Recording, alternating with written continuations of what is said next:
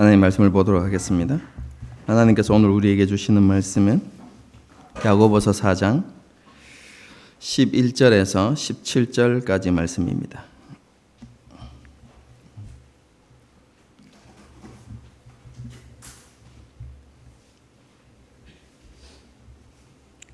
야고보서 4장 11절에서 17절까지 말씀입니다.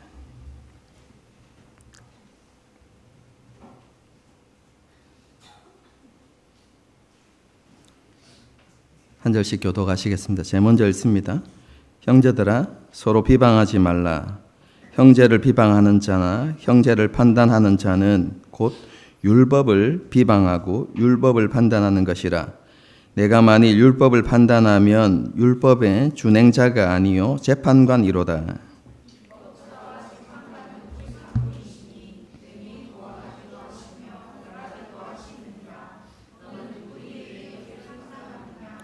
들으라. 너희 중에 말하기를 오늘이나 내일이나 우리가 어떤 도시에 가서 거기서 1년을 머물며 장사하여 이익을 보리라 하는 자들아.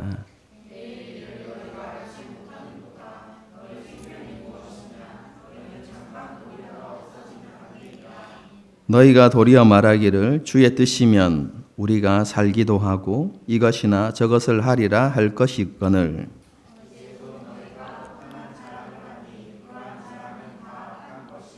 함께 읽습니다. 그러므로 사람이 선을 행할 줄을 알고도 행하지 아니하면 죄니라. 우리는 지난 시간 겸손한 자에게 주시는 하나님의 은혜, 그것에 대해서 생각해 보았습니다. 하나님께서는 교만한 자는 물리치시고 겸손한 자에게 은혜를 베풀어 주신다고 말씀하셨습니다. 세상을 사랑하고 세상에 속하여 하나님과 원수된 삶을 살아가는 교만하고 거만한 사람은 하나님께서 주시는 은혜와 선물을 누릴 수 없습니다. 세상보다 하나님을 더 사랑하고 하나님을 경외함으로 하나님만을 온전하게 섬기는 자, 곧 겸손한 자가 하나님께서 주시는 은혜와 선물을 누리면서 살아갈 수 있는 것입니다. 위로부터 난 지혜를 구하고 그 지혜를 따라서 살아가는 사람이 하나님께서 주시는 은혜와 선물을 누리게 된다는 것입니다. 야고보는 이렇게 하나님께서 겸손한 자에게 은혜와 선물을 베푸신다는 것을 말씀한 이후에 그 은혜와 선물을 계속해서 누려가기 위해서는 성도들이 실천해야 되는 것들이 있다라고 그렇게 말씀합니다. 그래서 지난 시간에는 그것을 세 가지로 구분해서 이렇게 말씀을 드렸습니다. 첫 번째가 뭐였습니까? 하나님께 복종하고 마귀를 대적하는 삶을 살아가야 한다는 것이죠. 성도의 삶은 매일의 삶이 치열한 영적 전쟁이라고 했습니다. 그렇기 때문에 성도들을 유혹하고 미혹하는 마귀를 대적하고 자신이 하나님께 속했음을 기억하면서 하나님 주신 은혜를 마음에 새기고 하나님께만 충성된 그런 삶을 살아가야 한다는 것이죠. 앞에서 살펴보았던 야고보서의 말씀을 적용하면 두 마음을 품지 않고 하나님께 지혜를 구하고 화평을 추구하는 그런 삶을 살아가야 한다는 것이죠. 그럼 그것이 첫 번째고요. 두 번째는 성도는 하나님을 가까이 하는 삶을 살아야 한다. 그렇게 말씀드렸습니다. 성도는 하나님께 나아가기 위해서 거룩하고 구별된 예배자의 삶을 살아야 하고 그뿐만 아니라 함께 드리는 이 공예배에 나오기를 힘쓰고 또 개인적으로 하나님을 예배하는 경건의 훈련들을 잘 하고 힘써야 한다라는 것을 지난 시간에 말씀드렸습니다. 마지막 세 번째로 성도는 참된 회개의 삶을 살아야 한다. 제가 이렇게 말씀을 드렸습니다. 하나님 앞에서 늘 부족하고 연약한 자기의 모습을 보면서 그것을 당연하게 여기는 것이 아니라 그러한 연약함과 부족함을 보고 마음을 찢어 하나님 앞에 회개하고 돌이켜서 하나님께서 기뻐하시는 삶을 살아갈 수 있도록 노력해야 된다는 것이죠. 입술로만 회개하는 것이 아니라 돌이켜서 삶으로 하나님께서 기뻐하시는 회개에 합당한 열매를 맺는 그런 삶을 살아가도록 노력해야 한다라고 그렇게 말씀을 드렸습니다.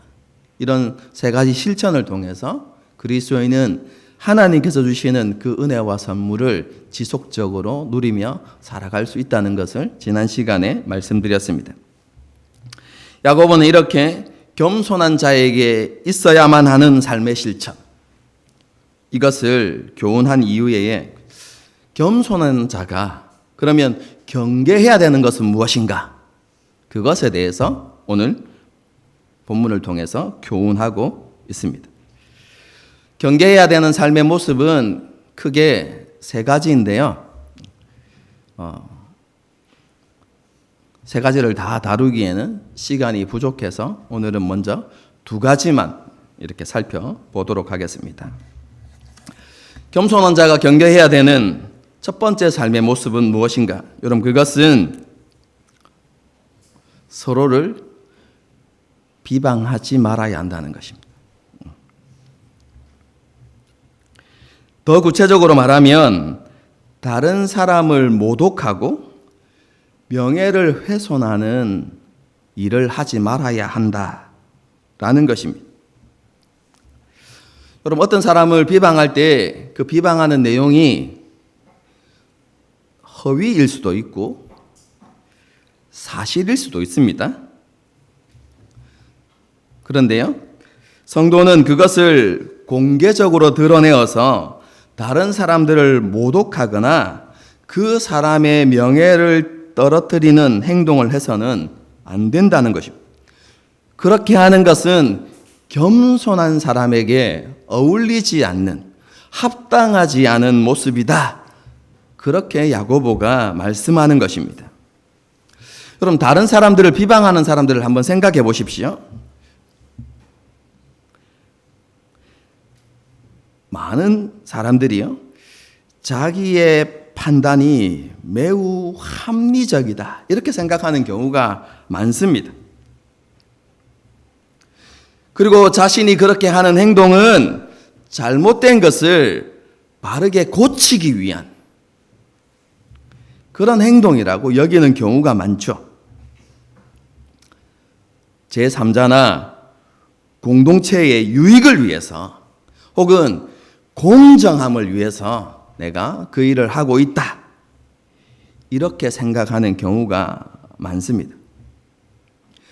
여러분, 그런데요, 오늘 본문에서 야고보가 말하는 것은 공개적으로 다른 사람을 비난하는 것, 곧 다른 사람을 모욕하고 업신여기는 행동은 그 마음의 교만에서 나오는 것이라는 사실을 알아야 한다라는 것을 말합니다.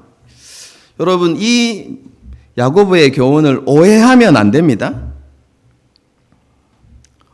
어느 누구도 다른 사람의 죄를 꾸짖거나 다른 사람을 책망해서는 안 된다, 이걸 말하는 게 아닙니다, 여러분. 여러분, 서신서를 한번 읽어보십시오. 사도들이 믿음의 길을 갖지 않는 성도들을 어떻게 합니까? 그들의 죄악들을 신랄하게 드러내고 여러분, 그들을 책망합니다.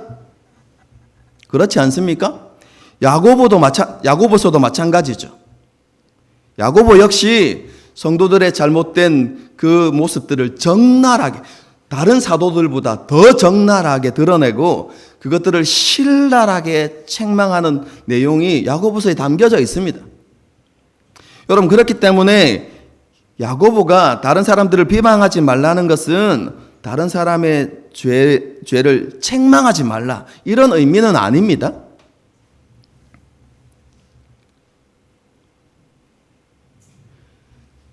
성도들이 잘못하는 것을 볼 때 책망하고, 그렇죠? 또 권면해야 되죠.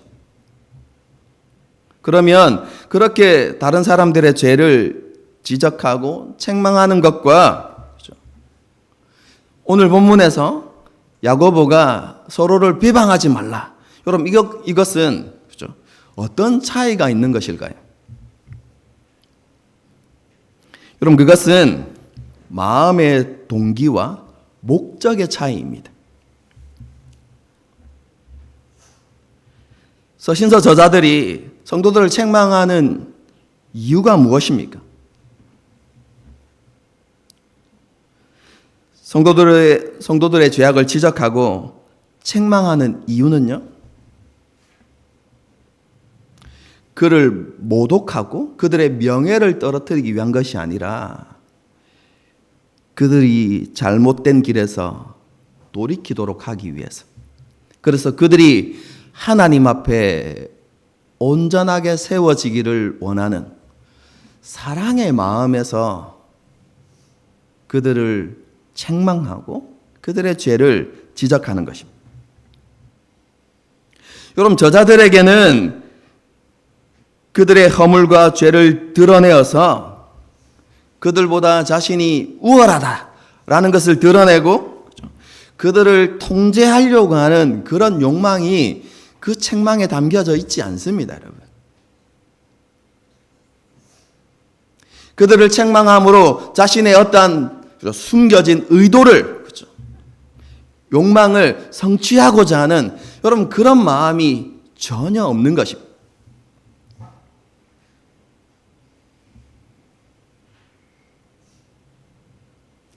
여러분, 저자들에게는 이런 마음이 있습니다.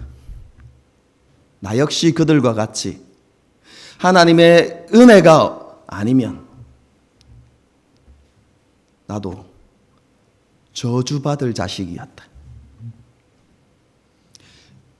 나 역시 하나님의 은혜가 아니었다면 나도 멸망의 자식이었다.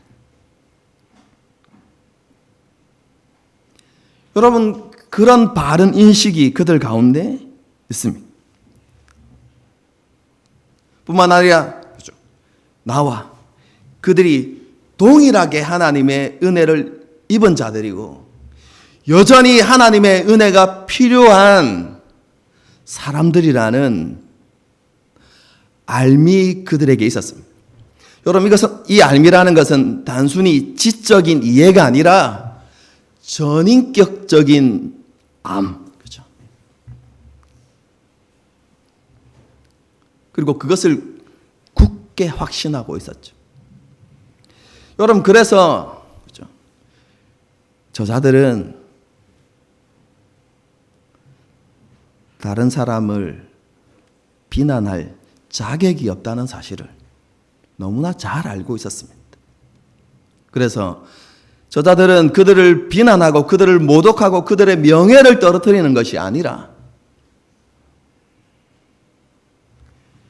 그들이 하나님 앞에서 잘못하고 있는 모습이 무엇인지를 가르치고 거기에서 돌아오도록 하기 위한, 그들이 하나님 앞에 온전한 사람이 되기 원하는 그런 선한 마음과 사랑의 마음을 가지고 그 일을 행하는 것입니다.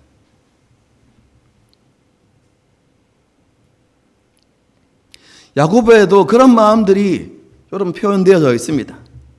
여러분, 야고보가 그들을 뭐라고 부릅니까? 이것들아, 이렇게 부르는 게 아니라요, 형제들아. 자신과 동등한 존재임을 그렇게 표현하고 있는 것이죠. 이에 반해서 야고보가 금하고 있는 비방의 동기는 무엇입니까? 여러분, 그 비방은요, 형제의 유익을 위한 것에서부터 출발하지 않습니다. 이 비방은 단순히 그 사람의 잘못만을 말하는 것이 아니라 그 사람 자체를 모독하고 인격을 폄하하고 마음의 동기까지 헐뜯고 비난하는 것을 말하는 것입니다.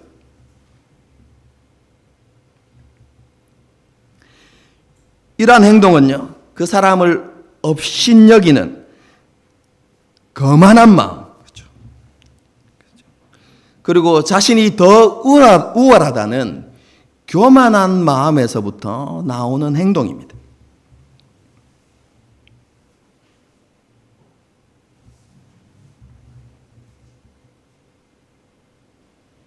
그것을 통해서 얻으려고 하는 게 무엇입니까? 나는 너와 다르다는 것이죠. 자기를 높이고자 하는 욕망이 그 속에 담겨져 있는 것이죠. 야곱은 이러한 비방을 단순한 잘못 이렇게 표현하는 것이 아니라요, 율법을 비방하고 율법을 판단하는 것이다 라고 이렇게 말씀합니다. 하나님께서 우리에게 주신 최고의 법이 무엇입니까? 내 이웃을 내 몸과 같이 사랑하라. 이것이 최고의 법이죠. 여러분, 그 법을 공공연하게 지키지 않는 것, 그게 무엇을 의미합니까? 여러분, 그 행동에 숨겨진 의미를 생각해 보면요, 이런 의미입니다. 그 법은 합당하지 않습니다. 틀렸습니다. 내 법이 옳습니다. 이런 의미가 담겨져 있습니다. 하나님의 율법보다 나의 법이 옳다고 주장하는 것과 같은 행동이다라는 의미입니다. 여러분, 그렇게 되면 그 사람 스스로가 뭐가 되는 겁니까? 법을 만드는 입법자가 되는 것이죠. 그리고 모든 것을 판단하는 재판관이 되는 것이죠.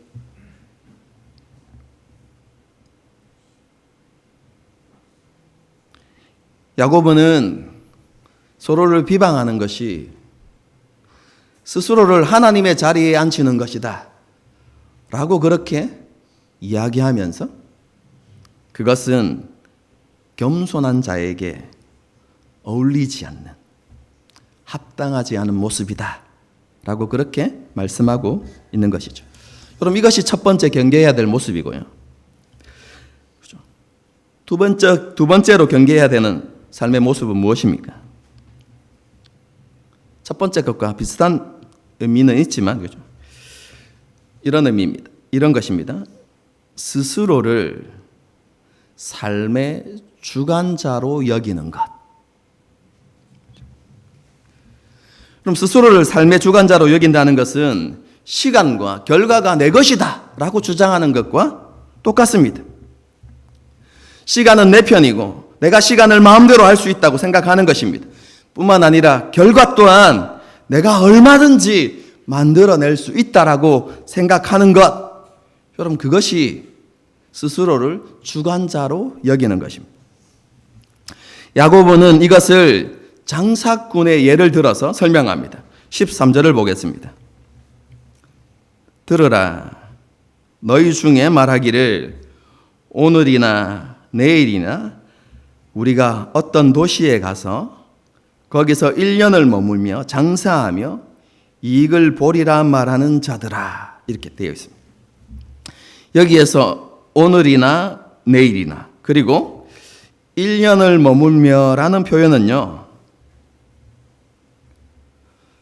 하루하루를 살아가는 것이 하나님께 주신 은혜의 선물이고 자비라는 것을 잊은 채로 살아가는 삶의 모습을 드러내려고 하는 겁니다. 이 표현은. 그럼 생명이 우리 것입니까? 생명은 우리의 소유가 아닙니다. 생명은 하나님께서 우리에게 주신 선물입니다.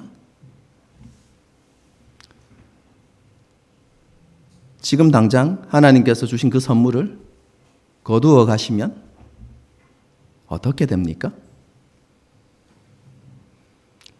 거기에서 우리의 삶이 끝이 나는 것이죠.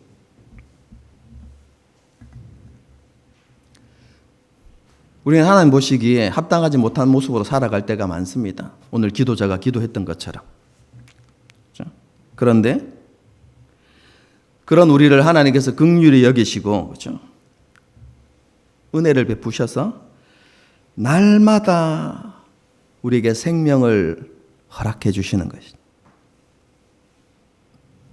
여러분, 그래서 우리가 하나님의 은혜로 하루를 더 살아가는 것입니다.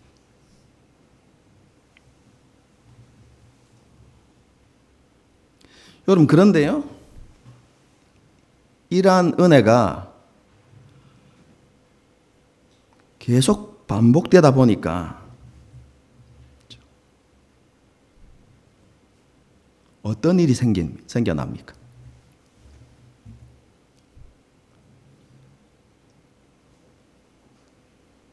생명과 하루의 삶을 은혜로 여기지 않고 지극히 당연한 우리의 권리로 여기는 일들이 생겨나는 것이죠.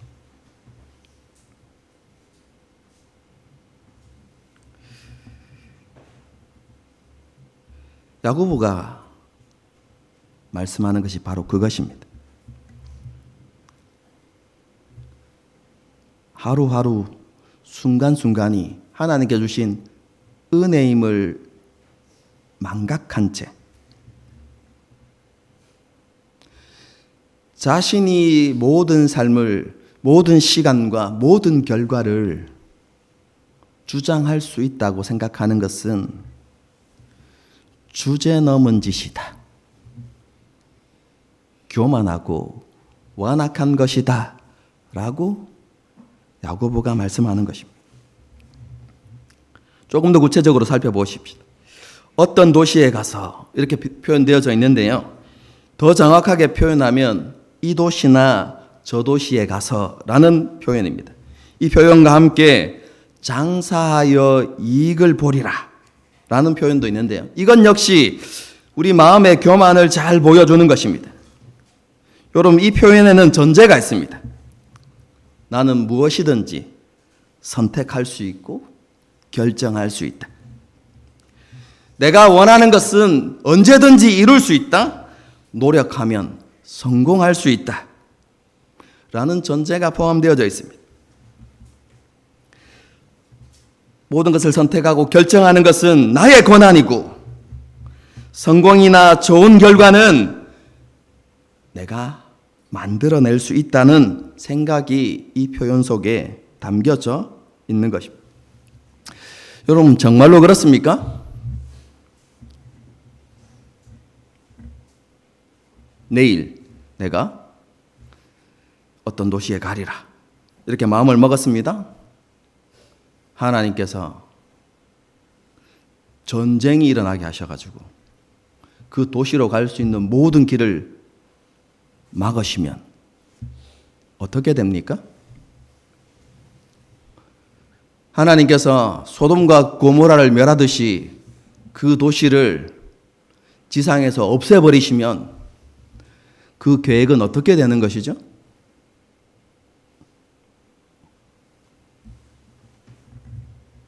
그날 밤에 움직일 수도 없는 중한 병이 생기면 우리의 계획은 어떻게 되는 것입니까?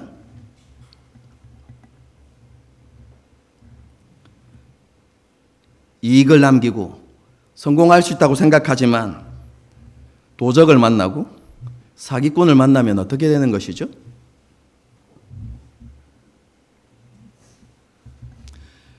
야고보는 선택과 결정이 자신의 권한이고 성공이나 좋은 결과가 자신에게 속했다고 생각하는 것은 그것은 주제를 넘은 행동이다. 그것은 교만이다. 라고 분명하게 말씀하는 것입니다. 그러면서 이런 교만에 사로잡혀서 겸손을 잃어버리지 않도록 하기 위해서 야고보는 이것을 기억해야 한다라고 말씀합니다. 여러분, 그게 무엇입니까?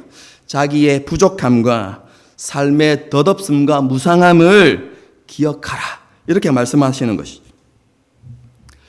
사람은 누구나 내일을 알지 못합니다. 미래의 상황이 어떻게 변할지, 무슨 일이 일어날지 아는 사람이 있습니까? 아무도 알지 못합니다.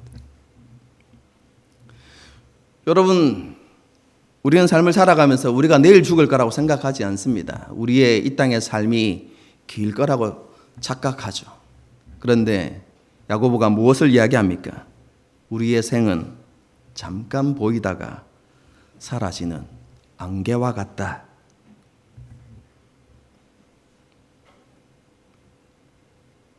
하나님이 오라고 하시면 거부할 수 있는 사람이 없습니다. 모두 가야만 합니다. 그러므로 우리는 내일의 주인이 되지 못합니다. 우리는 생명의 주인도 아니고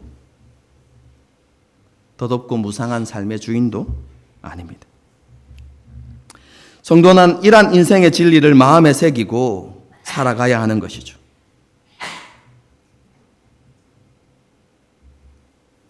한 걸음 더 나아가서 내일과 우리의 생명, 우리의 모든 걸음과 삶의 주인이 하나님이심을 기억하고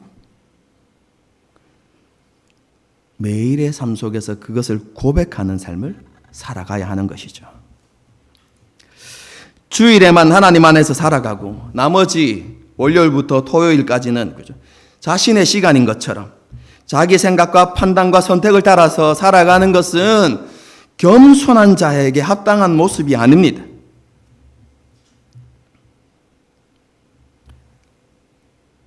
하나님 앞에서 겸손한 사람은 잠깐 보이다가 사라지는 안개와 같은 이 땅의 삶의 가치를 두고 살아가는 것이 아니라, 그리고 이 세상의 것을 자랑하면서 살아가는 것이 아니라 더 크고 비교할 수 없는 위대한 것에 마음을 두고 살아가야 합니다.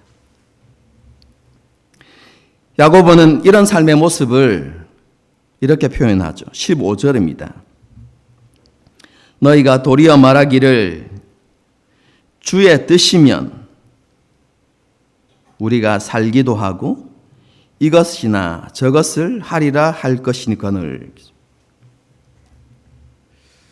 야고보는요, 성도들에게 모든 행동과 계획에서 하나님의 뜻을 찾으려는 삶의 태도가 있어야 한다 라는 것을 말씀합니다.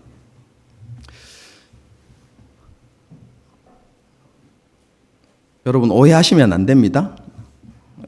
오늘 자세하게 설명드릴 수는 없어서 제가 2018년도 12월 마지막 때쯤 돼서 2주에 걸쳐서 하나님의 뜻이라는 주제를 가지고 설교를 했습니다. 안타까운 것은 그때는 저희가 동영상 설교를 녹음하지 않아서 그 설교가 유튜브에 없습니다.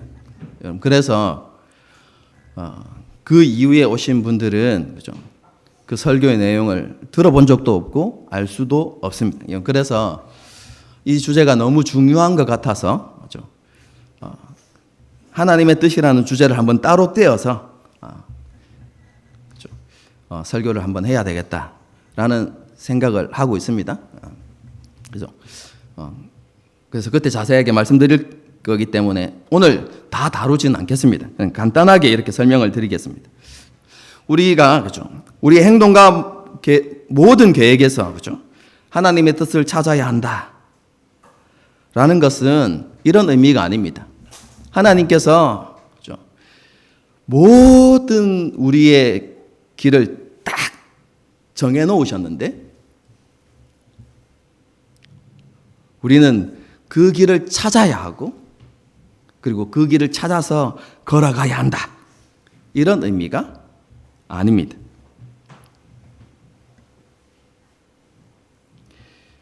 모든 행동과 계획에서 하나님의 뜻을 찾아야 한다는 것은요,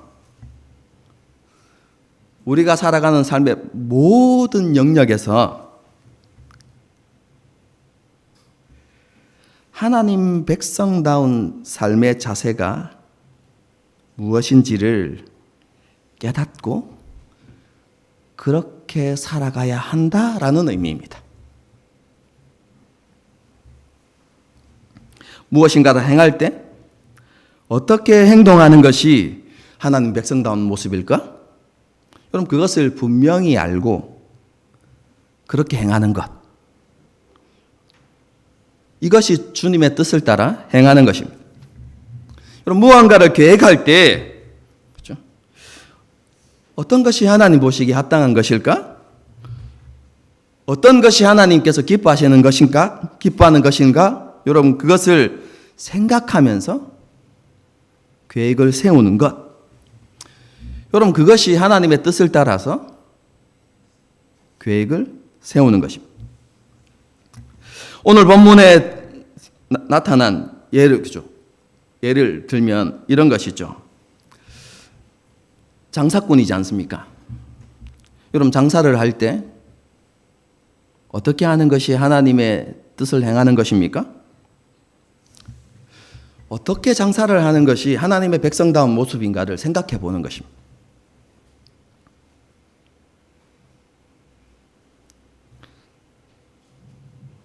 값싼 물건을 최대한 싸게 들여와가지고 최대한 많은 이윤을 남기고 파는 것.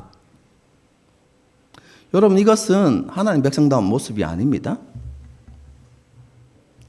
좋은 물건을 가져와서 정직하게 파는 것. 여러분 그것이 하나님의 뜻을 행하는 것입니다.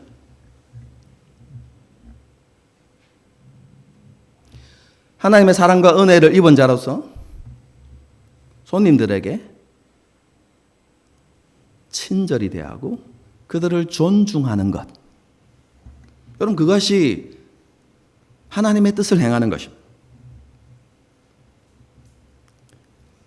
부여해지고자 하는 욕심을 따라서 폭리를 취하는 것이 아니라 적당하고 합리적인 이윤을 남기는 것.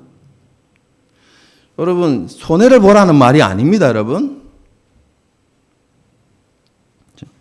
적당하고 합리적인 이윤을 남기는 것. 여러분 그것이 하나님의 뜻에 합당하게 장사하는 것입니다. 여러분 이런 모습은요 하나님을 향한 믿음을 보여주는 것이죠. 세상 사람들은 아까 말한 것처럼 보죠. 싸게 들여와서 비싸게 팔고 속여 팔고 흠 있는 것을 팔고 여러분 그렇게 해서 많은 이윤을 남기는데 이렇게 정직하게 하나님 보시기에 합당하게 장사해서 내가 먹고 살아갈 수 있는가? 여러분 그렇게 고민하는 것이 아니라 내가 하나님의 뜻을 따라서 하나님 보시기에 합당하게 살아갈 때 하나님께서 내 아버지이시기 때문에 하나님께서 내 모든 삶을 책임지시는 분이시기 때문에 내가 그렇게 살아갈 때 하나님께서 나를 지키시고 보호하시고 길을 여시고 하나님께서 인도해 주실 것이다.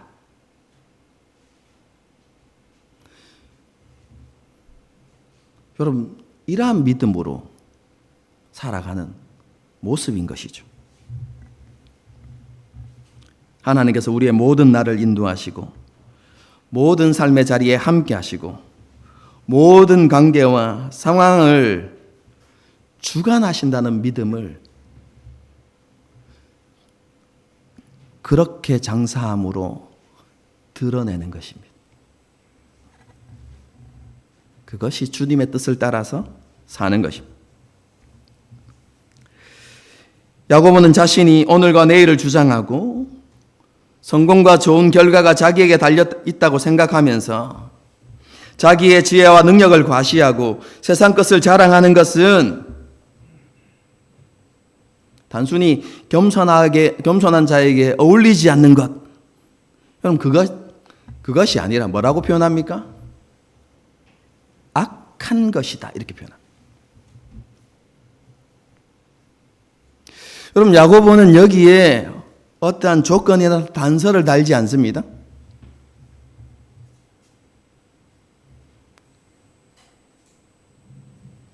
하나님을 의지하지 않는, 하나님을 신뢰하지 않는, 자기를 드러내고 자기를 과시하고 스스로 주관자의 삶을 살아가는 것은 악이다, 악한 것이다 이렇게 말합니다. 여러분 이 표현은요 굉장히 두려운 것입니다. 뭐하고 똑같냐면 마귀는 악한 것이다, 이 문구와 똑같은 의미입니다. 여러분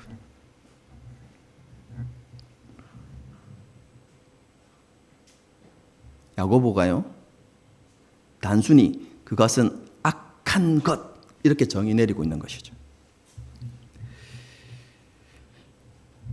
한번 생각해 봅시다. 하나님의 주권을 인정하지 않고 자기가 주인인 것처럼 살아가는 것, 여러분 이렇게 표현하면 악한 것이구나, 죄구나 이렇게 생각할 수는 있죠.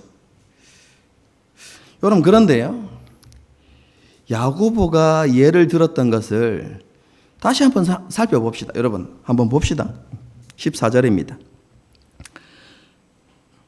들으라 너희 중에 말하기를 오늘이나 내일이나 내가 어떤 도시에 가서 거기서 1년을 머물며 장사하며 이익을 보리라 하는 자들아.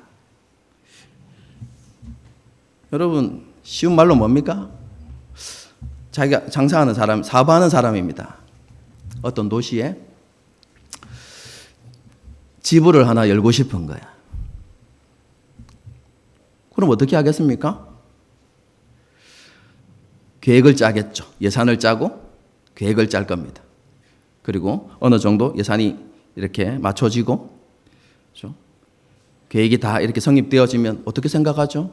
내일이나 오늘이나 그곳에 가서 현지 상황을 한번 알아보고 그리고 지부를 이끌어갈 수 있는 장소를 하나 구매해야 되겠다. 그리고 그곳에서 이런 일들을 하면 아마 이런 결과들이 나올 거야. 여러분 이렇게 생각하는 거거든요. 여러분 이게 악한 겁니까?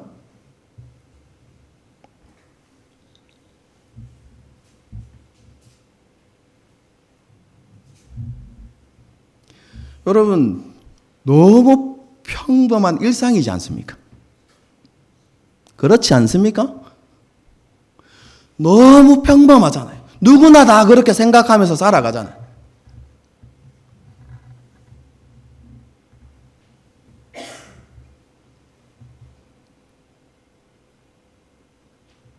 그런데 그런 너무 평범한 일상을 가리켜서 야고보가 뭐라고 이야기한다고요? 그건 악한 거야 이렇게.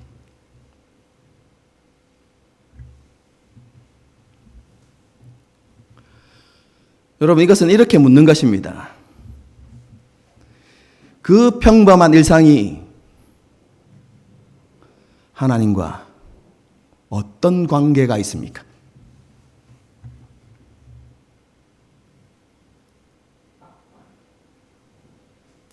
여러분은 매일 삶의 현장으로 나갑니다. 그런데 그곳에 하나님이 계십니까? 이렇게 묻는 것입니다.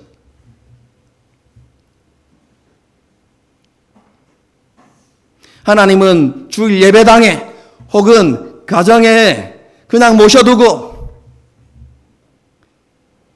여러분은 하나님 없이 세상 가운데 나아가서 하나님과 아무런 관계없는 삶을 매일매일 그렇게 살아가고 있지 않습니까? 그렇다면 그것은 악한 것입니다. 이렇게 말하는 것입니다.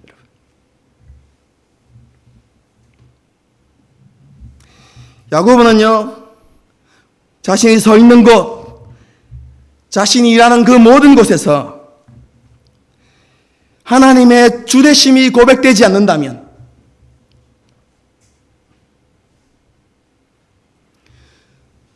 매일매일 살아가는 그 삶이 우리가 하나님과 관계되지 않았다면, 우리가 하나님을 의지하지 않는 그런 삶을 살아간다면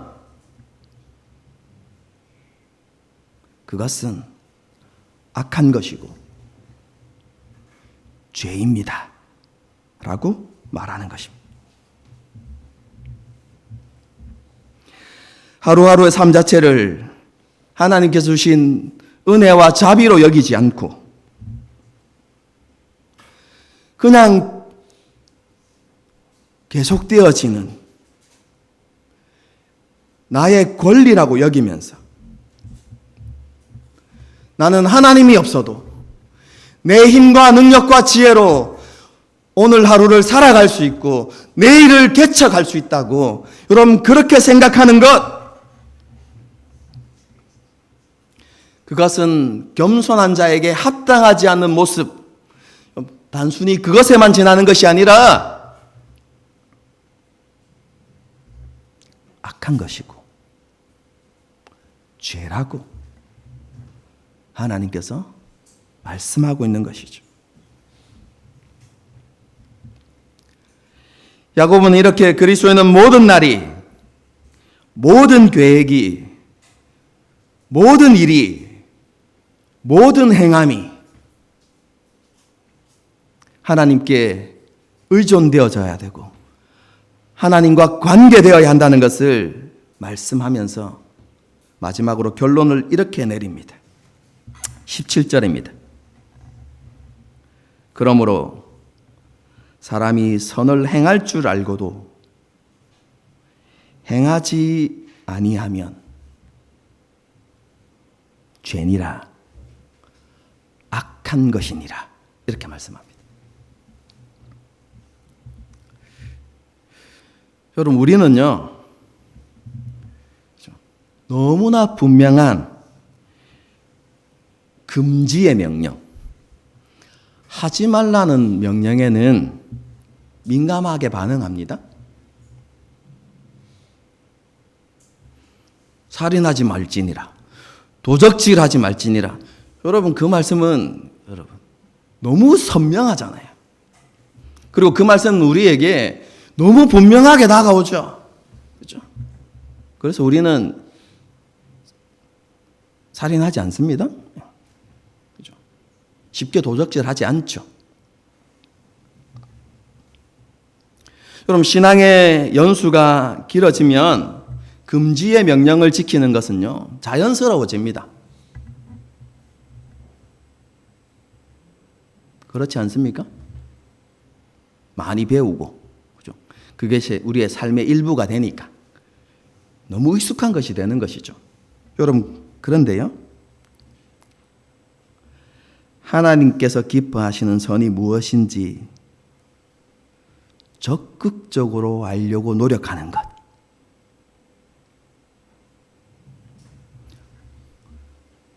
선을 행할 수 있는 기회가 우리 가운데 왔을 때 그것을 놓치지 않고 적극적으로 선을 행하는 것, 여러분, 이것은 모든 교인이, 모든 성도가 열심을 내는 영역이 아닙니다.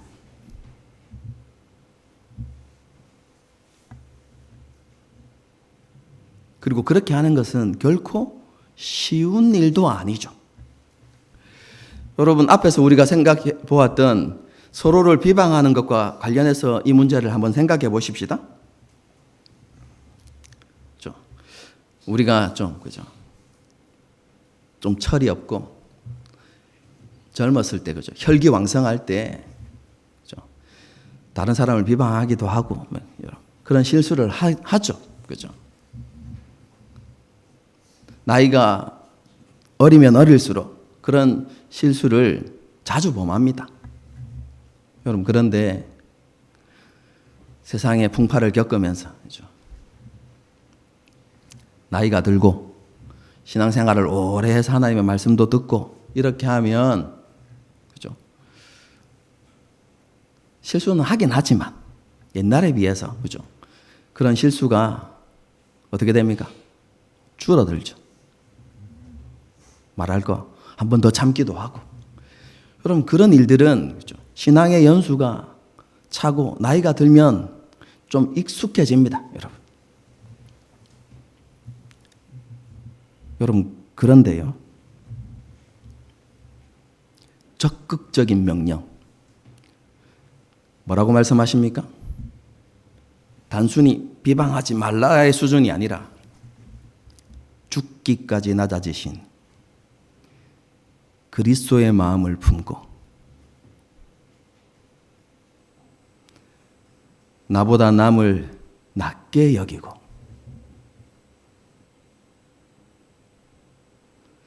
자기의 일을 돌아볼 뿐만 아니라 다른 사람의 일들도 돌아보고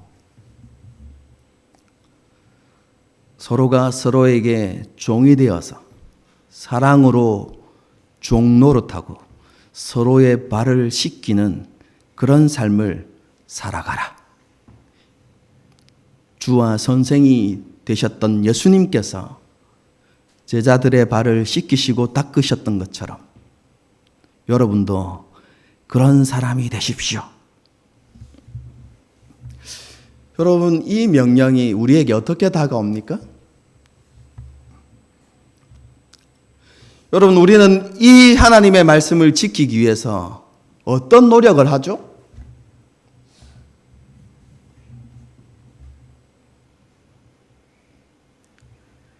우리에게는 하나님께서 기뻐하시는 선이 무엇인지, 여러분, 그것을 알기 위해서 힘쓰는 그런 모습이 우리에게 잘 없습니다. 영적 게으름이 우리 가운데 있는 것이죠. 선을 행할 수 있는 기회가 왔음에도 불구하고 그것을 붙잡지 않고 이런 핑계 저런 핑계를 대면서 적극적으로 선을 행하지 않는 영적인 나태함이 우리 가운데 있습니다. 여러분, 그런데 이것을 악한 것이라고 생각하고 그렇지 않는 자기의 모습을 아파하고 애통해하는 그리스도인이 얼마나 있을까요?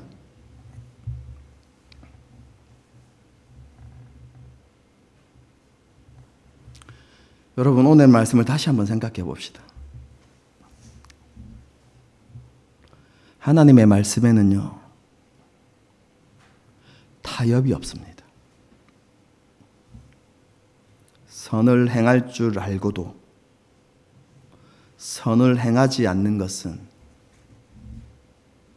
악한 것이고 죄라고 분명히 말씀하고 있습니다.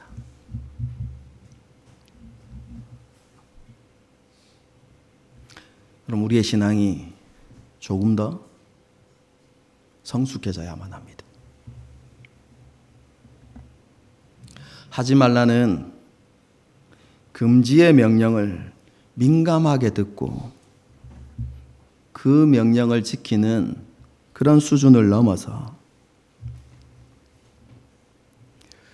정말로 하나님을 기쁘시게 하는 것이 무엇인가?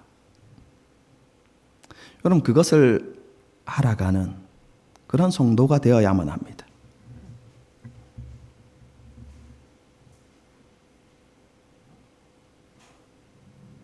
그리고 선을 행할 수 있는 기회가 주어졌을 때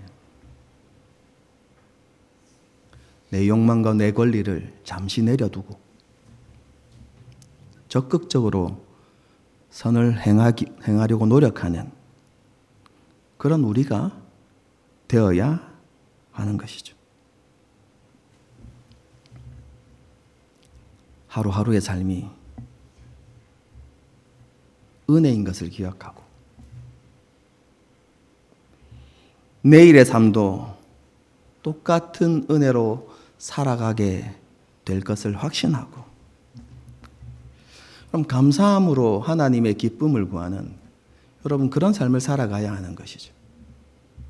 여러분 그것이 바로 주의 뜻이 무엇인지를 분별하고 주의 뜻을 따라서 살아가는 것입니다.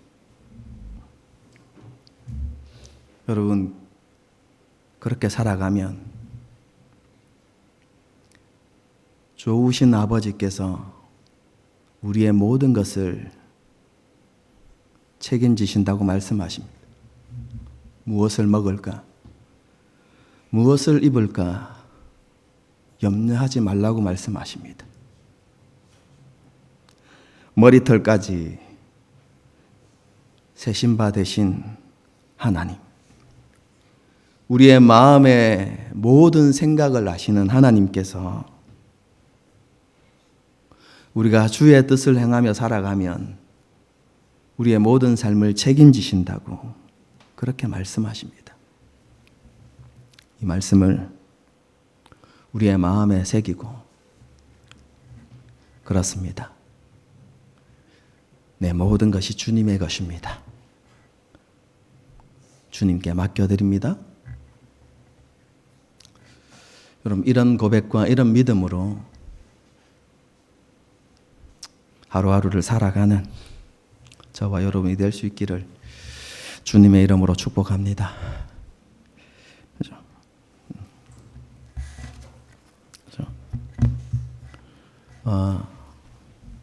제가 이 말씀을 준비하면서요, 저도 너무 부담스러웠어요. 지금 정말로 제가 이 설교 준비할 때 떠올렸던 생각들을 순한 맛으로 여러분,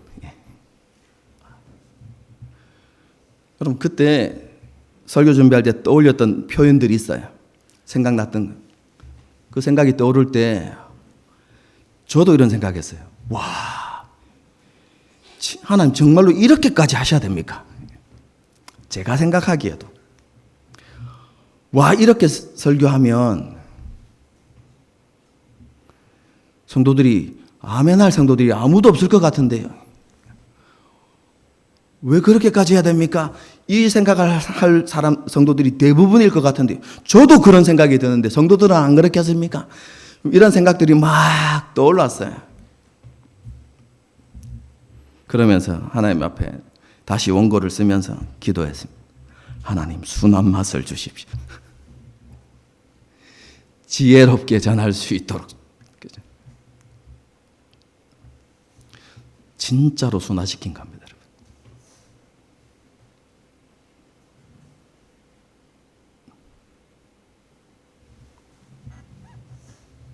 여러분, 하나님의 말씀 앞에 왜요? 그렇게까지요? 합당하지 않은 모습입니다. 오늘 본문을 설교하면서 이렇게 말씀드렸죠. 하나님의 말씀은 타협이 없습니다. 진짜 겸손은 말씀하실 때 아멘 하는 것입니다.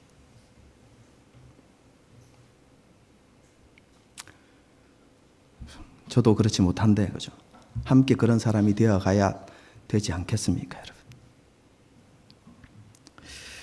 그런 고백을 담아서 이 찬양하고 기도하는 시간을 갖도록 하겠습니다. 나 주님의 기쁨 되기 원하네. 그죠? 그죠? 그리고 내 모든 삶이 하나님을 향하게 해주십시오. 이런 고백들을 담아서 하나님께 우리의 믿음을 올려드리고 하나님 앞에 결단했으면 좋겠습니다. 함께 찬양하시겠습니다.